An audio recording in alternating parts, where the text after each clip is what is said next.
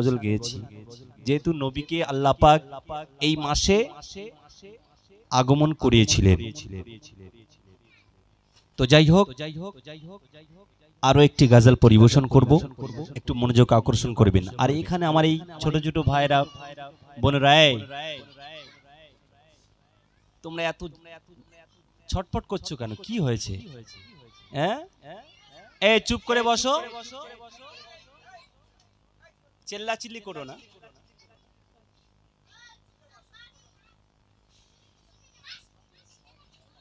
যাক, মাশাআল্লাহ। আপনারা যারা এদিকে ওদিকে ঘোরাফেরা করছেন, সকলে গুটি গুটি পায়ে চলে আসুন। মাইকের সাউন্ড খুব সুন্দর আছে, আমার আনারুল ভাই খুব সুন্দর সাউন্ড দিচ্ছেন।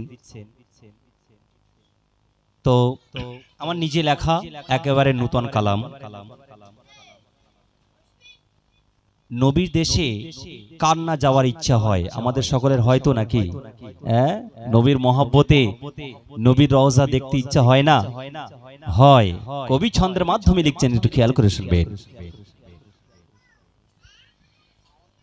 আমিনার লাল মরুর দুলাল হাবিবি ইয়া রাসূলুল্লাহ, আমিনার লাল মরুর দুলাল হাবিবি ইয়া রাসূলুল্লাহ, আমি অসহায় তুমি ছাড়া ডেকে নাও ইয়া রাসূলুল্লাহ, আমি অসহায় তুমি ছাড়া ডেকে নাও ইয়া রাসূলুল্লাহ, আমি অসহায় তুমি ছাড়া ডেকে নাও ইয়া রাসূলুল্লাহ। চোখের সামনে দিয়ে কত হাজিরা মদিনাতে যায়, চোখের সামনে দিয়ে কত হাজিরা মদিনাতে যায়,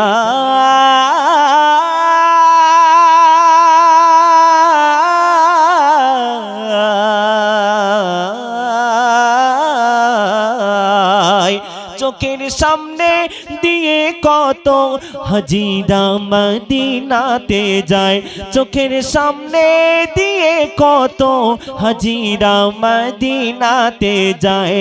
আমারে দিল কাঁদে বারবার, আমারে দিল কাঁদে বারবার, দেখা দাও ইয়া রাসূলুল্লাহ, আমারে দিল কাঁদে বারবার, দেখা দাও ইয়া রাসূলুল্লাহ, আমি অসহায় তুমি ছাড়া ডেকে নাও ইয়া রাসূলুল্লাহ, আমি অসহায় তুমি ছাড়া ডেকে নাও ইয়া রাসূলুল্লাহ।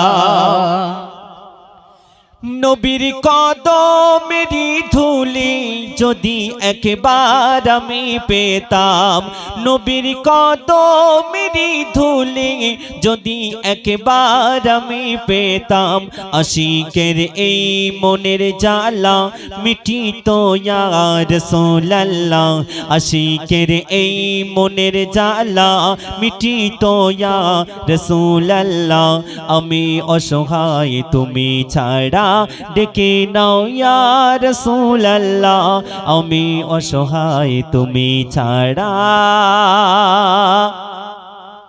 ডেকে নাও ইয়া